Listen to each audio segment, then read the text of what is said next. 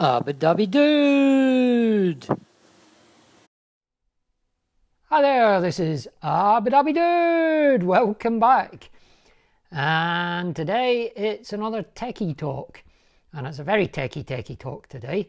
But hopefully the results will be worthwhile. What I'm aiming for is to get my iPace totally integrated within Apple HomeKit. So not just the Siri shortcuts that I made before, but actually integrated into HomeKit so that when I open the Apple Home app, there's a page there for the iPace. I may include it in the garage, or I may include it as a different room and call it the iPace. I've not quite decided yet. I first came across this. There was an online blog by somebody called Siobhan Ellis.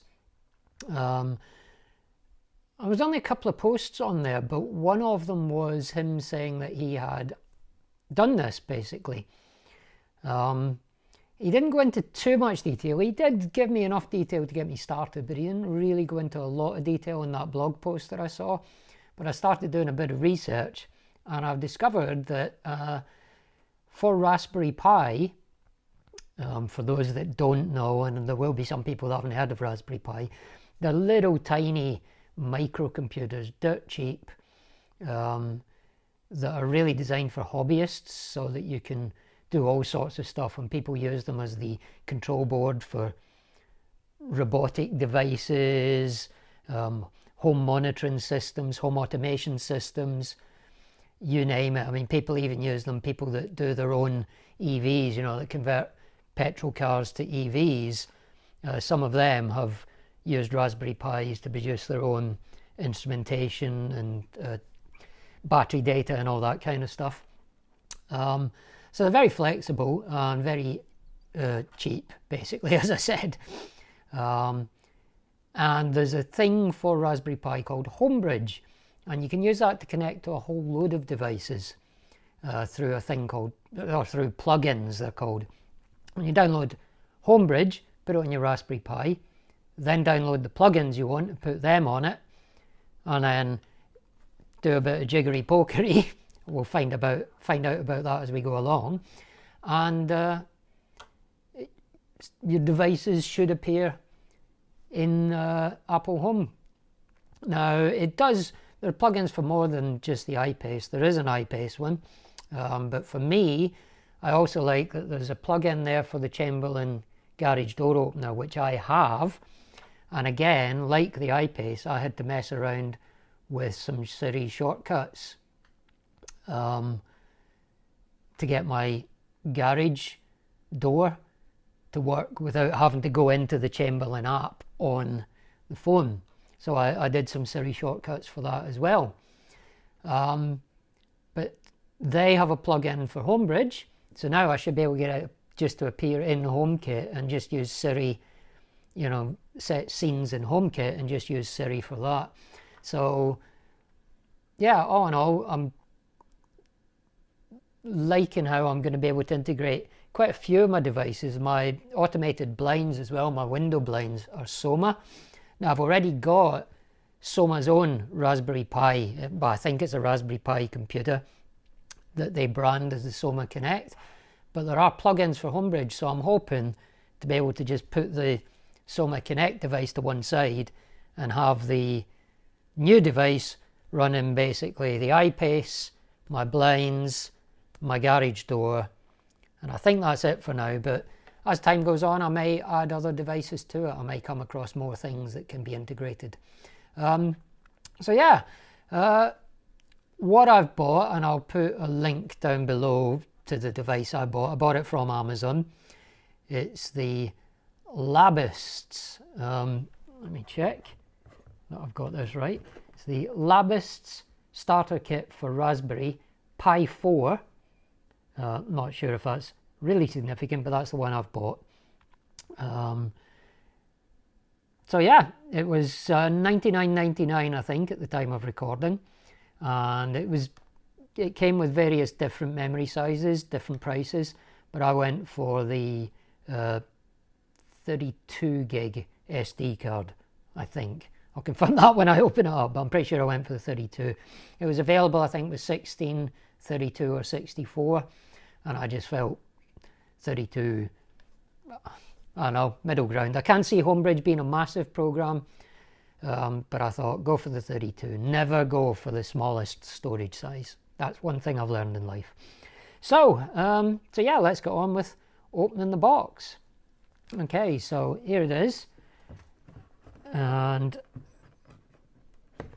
let's see, it's the Labist. Not sure if that's significant. It was the first one that came up on Amazon, if I'm honest, and it got decent reviews. So we open the box, and inside on the top you can see the little red box. Okay, that is, I presume, your motherboard. I'll set that to one side though, and we'll open that in a minute, but I'm guessing the motherboard's in there. Next up, take that thing out the top, and there's your quick start user guide. Okay, that contains all the information you need for setting up your Pi, building it up, because it comes in obviously component parts, operating it, some links, all that kind of good stuff. Looks like a reasonable manual, but I haven't had a chance to go through it yet. Then under that, we've got this floppy card thing, and that, oh, you can just slide that out, so I'll set that to one side. Now then, you've got the case, little black plastic case, and then inside this bag there is a cable. Let's have a look. It's HDMI at that end. Is that micro USB? I think that's micro USB at that end. Okay, we'll put that to one side. Another cable, not sure what this one is, so let's have a look. Another HDMI, and I think that's another micro USB connector. Okay, not sure why we need two of them, but I'll set that to one side for now.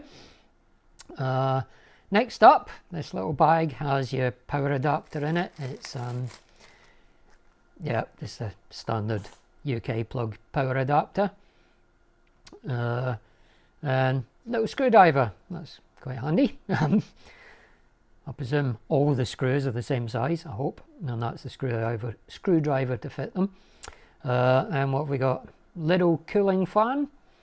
Okay, this is little SD card reader adapter thingy. That'll be handy, I'm sure. Little bag with some heat sinks in it. Then there's the SD card, and yep, as I thought, that's a 32 gig card. Yep. Okay, so I guess now it's time to open the motherboard box. Just unfastens at the front there, flips up. Yep, there's the motherboard in the box. Take that out, set that to one side, and then under there's a little card with some do's and don'ts. Don't get it hot, don't stick it up your nose, all the usual good safety advice. And a little safety leaflet, which of course is the usual thing, comes with every product and nobody ever reads it. Right, so that's everything. That's all that we've got now. So let's see about getting it built. Right, so we'll start with the motherboard and the SD card. That's the first thing. That's a good start. Can't even open it. Apologies, knocked the camera there.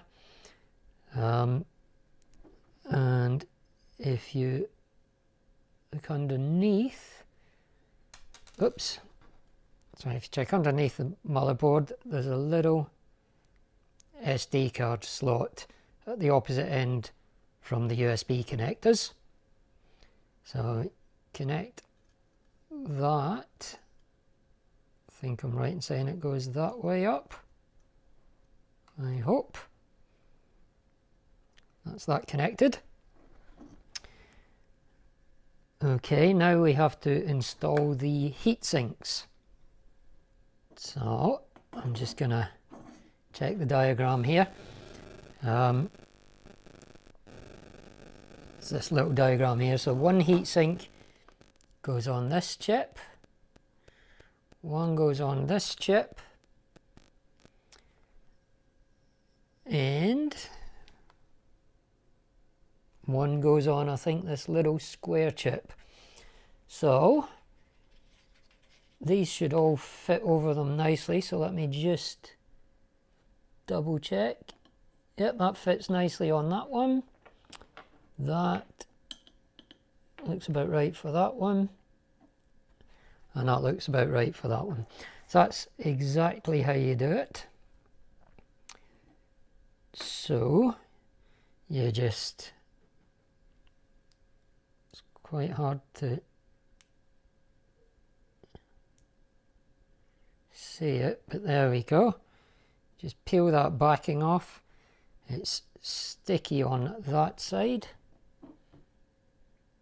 Shaky hands. Align it over the chip and press it on. Same process with the next one. Again, align it over the chip.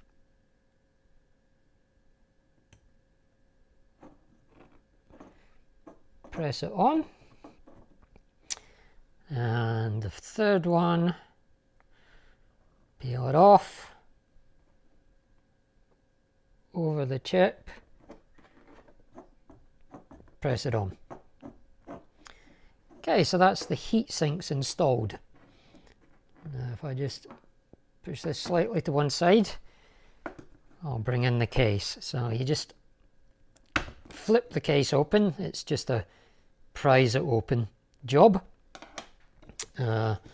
Two little packs of screws in there.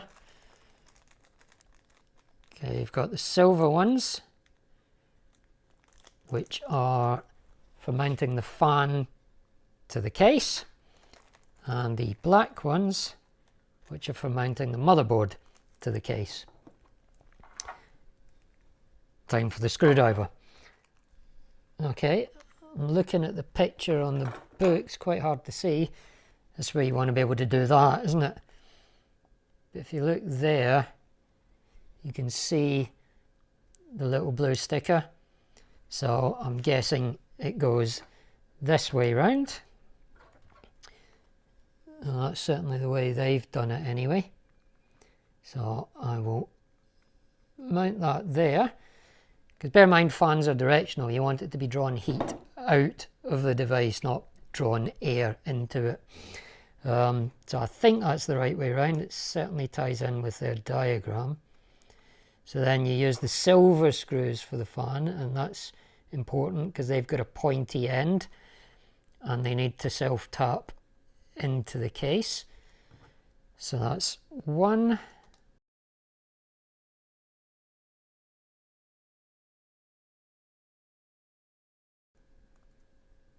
Okay, now this little space here is for a camera module. So you can actually install a camera into this as well. Obviously not much use for what I'm planning to do with it, but just in case you're wondering what that's for. Okay, next step is putting the board into the case. So we have to make sure the holes all line up. So now there's a little hole there. I don't know if you can see it. There's a little slot at the bottom there. That's for the SD card, so that you can slide it in and out. So you need to line it up so that the SD card comes through that slot, and then just press down into the case. Kind of clicks in. It's a fairly tight fit, but then you want to just make sure that everything is lined up, so all the ports are accessible, and that seems to be the case. Ethernet's a little bit out of alignment there actually, but that seems about right.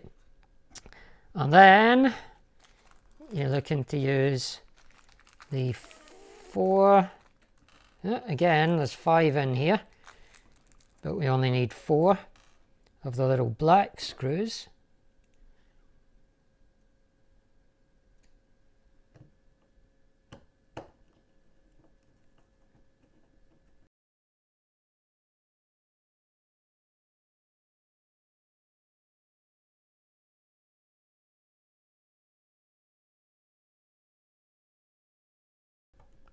Okay, that's screw number 4 done, and that's it secured into the case. Now then, next step is to connect the fan. Now there's 2 ways of setting this up actually. There's quiet cooling, which while it sounds good, I think I'm more tempted to do noisy cooling, full speed cooling, which is red wire to the top left pin as I'm looking at it, and then skip a pin, so there's a pin with nothing connected to it, and then the black one connected to the next pin down. Okay, now that's basically it. Next up is just to close the case. Just carefully position those wires.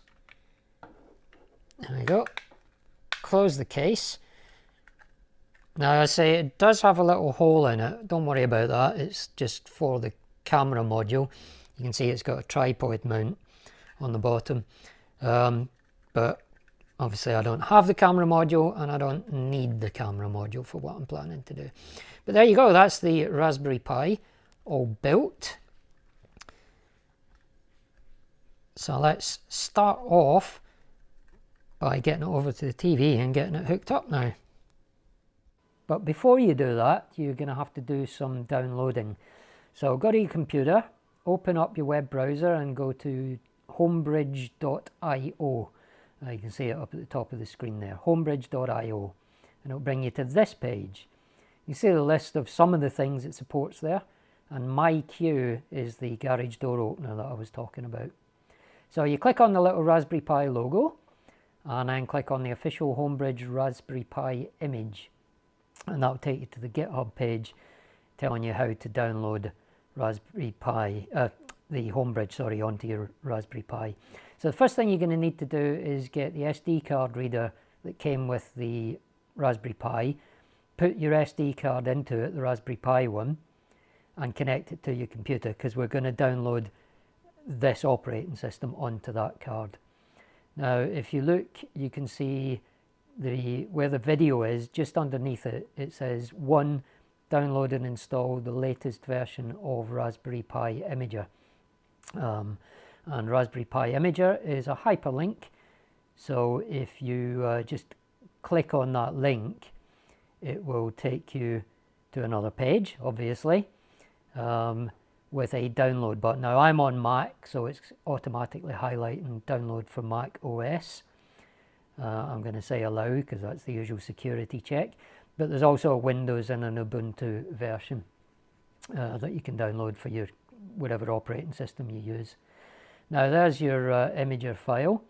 I am going to open that and then drag the Raspberry Pi Imager onto the little applications folder logo.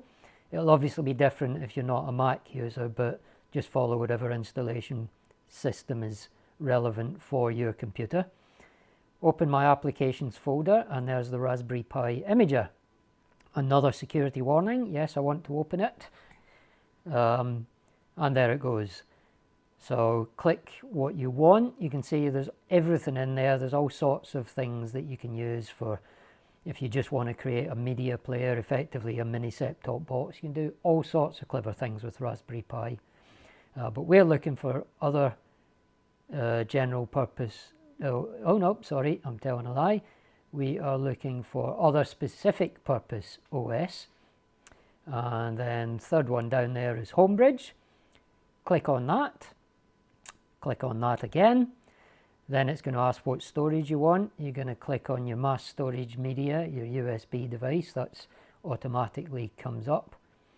And then click on Write. And yes, it will erase everything on that card, but don't worry about it.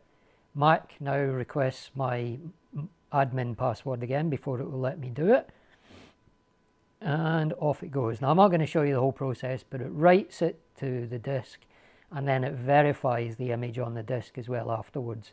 But I'm not going to sit and go through the whole process up to 100%. So we'll just jump forward to where it's nearly verified. And once it completes that, it will automatically eject your SD card, so you can just take it straight out of the reader. No need to go through the eject process on Mac OS. And that's it. You've downloaded the files to your SD card. Okay, so having done all of that, you then need to plug that SD card in to the slot on your Raspberry Pi, which is why it was so important to get it all lined up properly. So you're just taking your SD card, pushing it in there,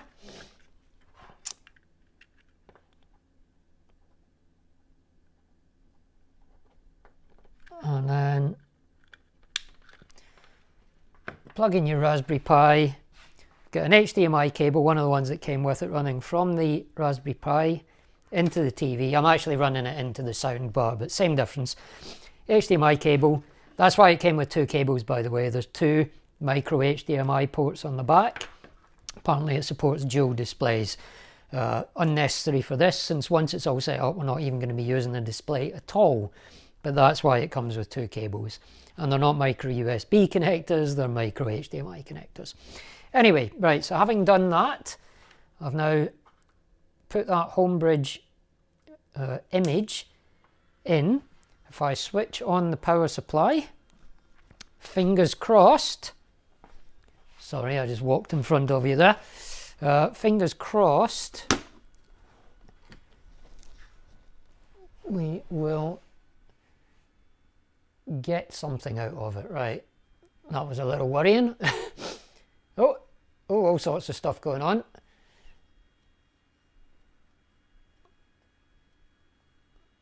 What? Oh, that all looks very serious, doesn't it? I should slow this down for the video and pretend I'm typing all of this, because you'll be really impressed with me then.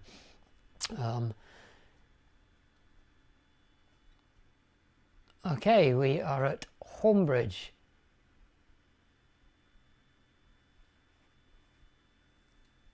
Need to set up Wi-Fi. Yes, I do need to set up Wi-Fi. Okay, so I'm going to try this on my iPad. Use your mobile device to connect to the Homebridge Wi-Fi setup. So let's watch this on my iPad. Okay, go into the Wi-Fi settings and you get Homebridge Wi-Fi setup. Okay, I will link to that. Follow the prompts. Okay. Ooh. Yep, there's my Wi-Fi. I will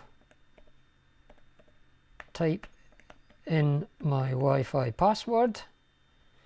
Tap connect.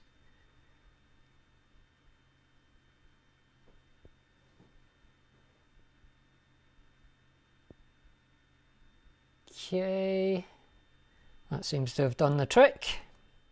Now this part of the screen up here at the sort of middle left gives you the IP address of your Raspberry Pi on your network. So you need to type that into your browser on your computer now, or a mobile device, and it will take you to the Homebridge homepage. So you type in your username. The default is admin, password admin, all lowercase. You can then change that later. And here we go, the Homebridge homepage. It's got some data on there already, you can see. It's got the CPU load, CPU temperature, the amount of memory that's available, how long it's been running for, etc., etc. And if we then go to the plugins, using the menu at the top there, you see the only one that's there at the moment is the Homebridge UI. But if you type into the search window iPace or search box, you'll see one will come up, the Homebridge JLR in control plugin. Click on install, and it will then go through a little process, churning through stuff. This plugin was created by a user called WonkiDonk. I don't know who he is, but full credit to him for this. It's brilliant. And once it's installed, you can see you get a little window there with a sort of config of accessory and name. And that's all that's in there at the moment. Now, you're going to populate that with a lot more data in a minute, but for the moment, that's how it comes as the default setup.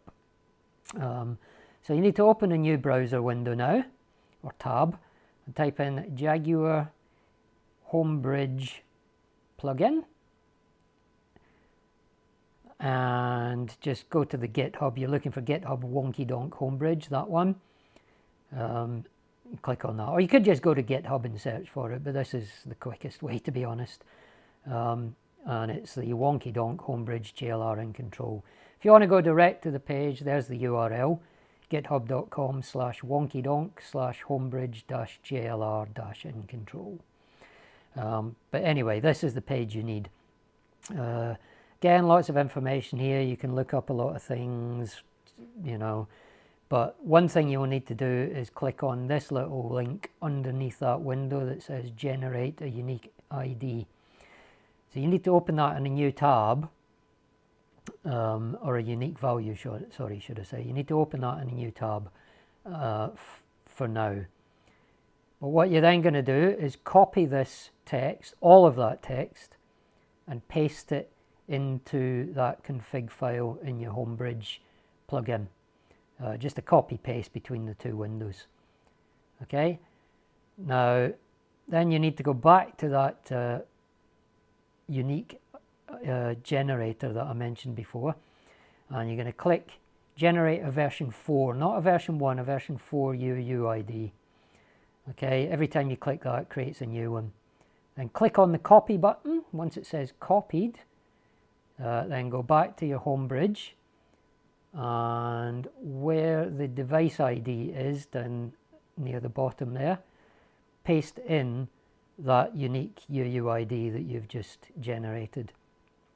Okay, now for the rest of it, you're just going to populate with your own data. So the PIN is the PIN that you set in the In Control app when you got the car to open and unlock and lock the doors, for example.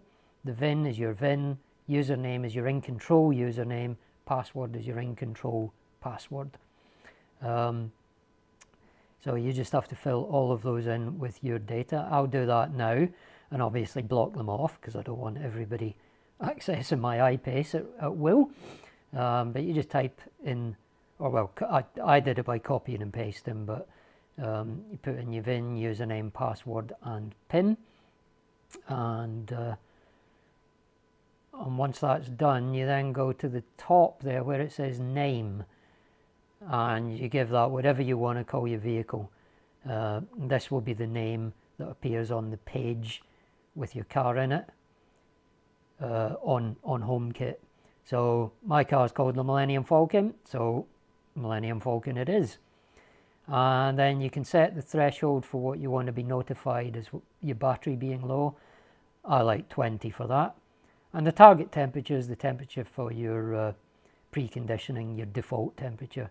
I like 23 because I'm a little hothouse flower. The normal default is 21. Click on save, and there you can see the Homebridge in amongst your plugins, the Homebridge plugin in your plugins page. If I go back to the home page here, you can see some Homebridge notifications at the bottom letting you know that they've been installed. And that's that's the plugin set up and installed. So now if we go back to the plugins page, you can see you've got the Homebridge JLR in control one. Click on the little spanner and then click on bridge settings, and you can turn this on. I like to turn it on. Basically, if you turn that on, it will create a unique sort of pseudo bridge, a virtual bridge if you like, for each individual thing. So I like to have separate bridges for my car, my garage door opener, etc, etc. So by setting that to on, HomeKit thinks there's a separate bridge for each one of your items. I don't really know what difference it makes, but I like it just for neatness. So once you've done that, you have to restart your Homebridge. You do that by clicking on that little power icon at the top right. It doesn't reboot your Raspberry Pi, it just reboots the software. It takes a minute or so, and once it comes up, you see lots of Millennium Falcon stuff there. You get loads of warnings about it being slow to respond. Don't worry about that. That's just because the Jaguar API is quite slow. So there's no way around that. So just leave those in place. And yeah, so that's it rebooted. Everything's set up. Now if I go back to the plugins page and back to the config page, you can see your config. If you go to the accessories, there's the items that you can access. So you've got the Millennium Falcon door locks, preconditioning, charger, state of charge, and yeah, all those individual little icons on the Homebridge. Okay, you go back to the plugins and click on the spanner, back to the bridge, and you will get now a little QR code. I've blanked mine off so everybody can't just add my car to the HomeKit. But now if you go into HomeKit, click on add at the top there, add accessory, and then point your camera at that QR code on your computer screen, and there it comes up with the bridge. Add to home. It will warn you that it's uncertified, but just add anyway. And then it asks you what room the bridge is in. I've told it the bridge is in the garage, which isn't strictly speaking true, but it seemed a logical place to put the bridge for the car. And then I just click on continue. Then for lock location, you could put it in the garage, but I decided to create a new room called the Millennium Falcon, so that then it will show up as a room in HomeKit. Basically, you'll have a separate page for all your car functions, which made logical sense to me. So I've set the room name to the Millennium Falcon. Click on continue. It will automatically name everything. So you get the door locks are Millennium Falcon. The preconditioning is the Millennium Falcon preconditioning, and the charger is Millennium Falcon charger. If you tap on them, you can see the full name there. But then just click on continue. It will then suggest some automations. I don't want those enabled. I don't want the car unlocking every time somebody arrives home. It's because the HomeKit seems to think it's a door lock. And then if I go into the room list and go down to Millennium Falcon, you can see all your items there. Now at the moment there's only one. If you long press on that tile, you will see that all three items that you can look at are under that one tile. Now I don't want it like that. I want them to be separate. So to do that, scroll to the bottom, then scroll up again, and it takes you to the settings page. Where it says accessories 3, if you tap on that, it will take you into a page with those 3 accessories. Tap on any one of those items. I'll go for the charger in my case. It's a long press.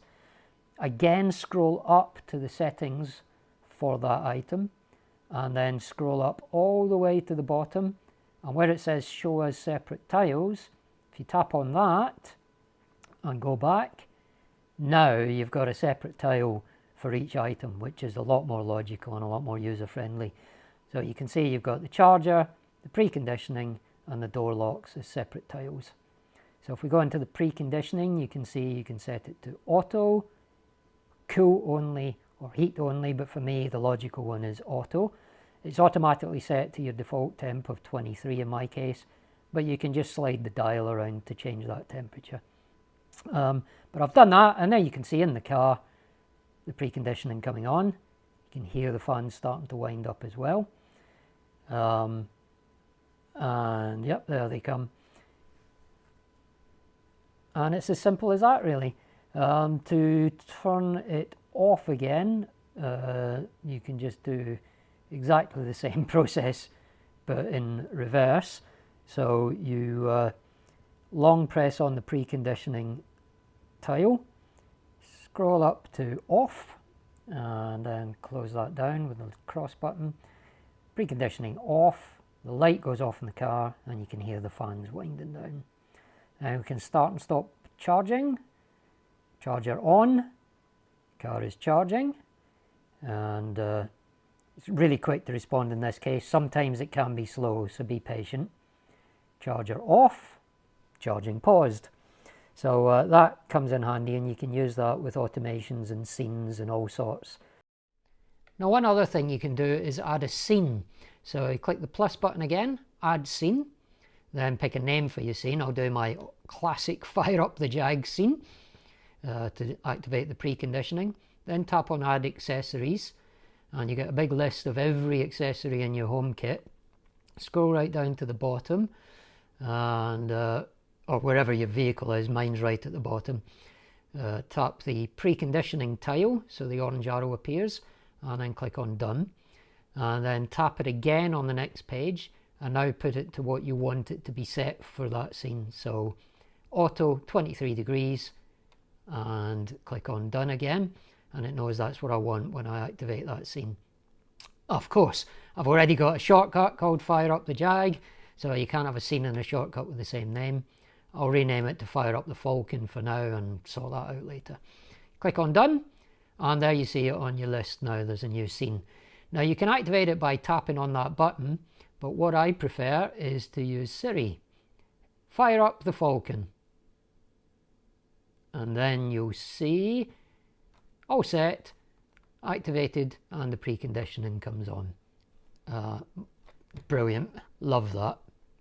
Now just to show you the door locking in operation, well, we better switch the preconditioning back off first. Sorry, off. Hello, yeah, there we go.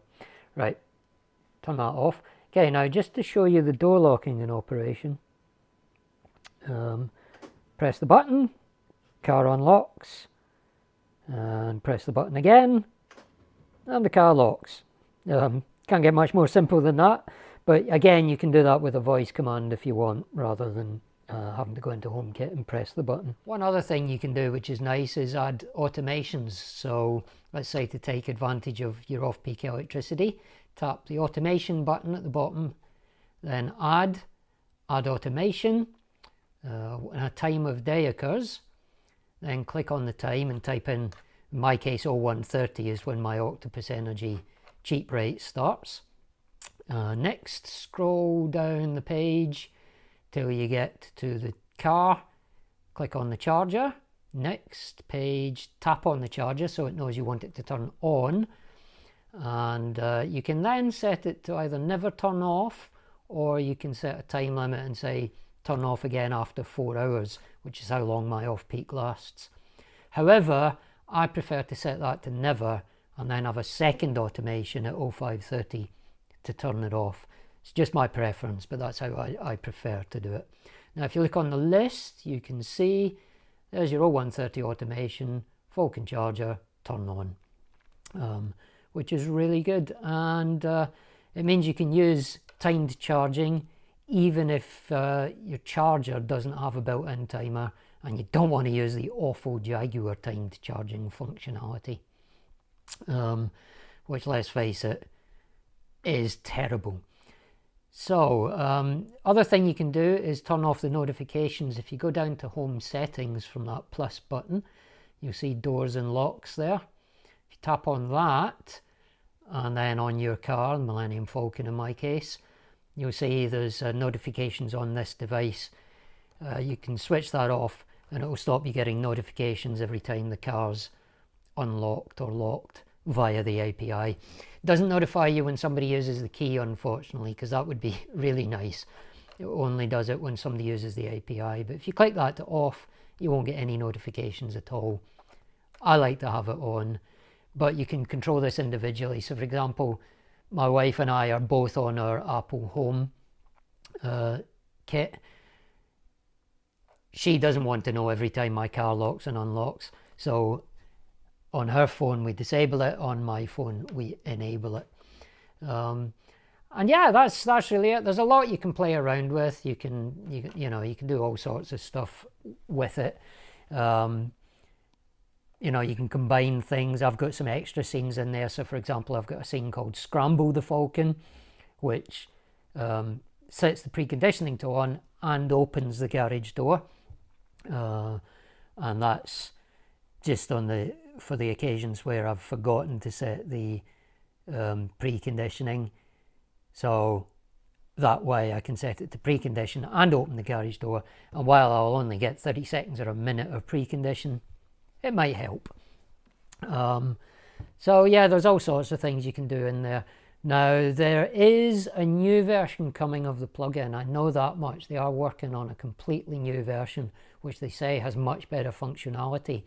I've made a suggestion to them to include the battery state of charge as a separate tile, and to mark it as a sensor. Because if they do that, you would then be able to set an automation that would turn your charger off when your car gets to a certain state of charge. Which is a nice functionality to have as well. And you would also then be able to combine it with locations. So for example, normally you wouldn't be bothered on a road trip about that, but at home you would. So you could set it to say, if my car reaches 80% and I'm at home, pause the charging. And that would then mean that when you're at home, it will stop your charge at 80% all the time. But if you're on a road trip, it would know you're not at home and would let the car keep on charging past 80%. There's all sorts of clever stuff you can do with it, but feel free, play around, have fun.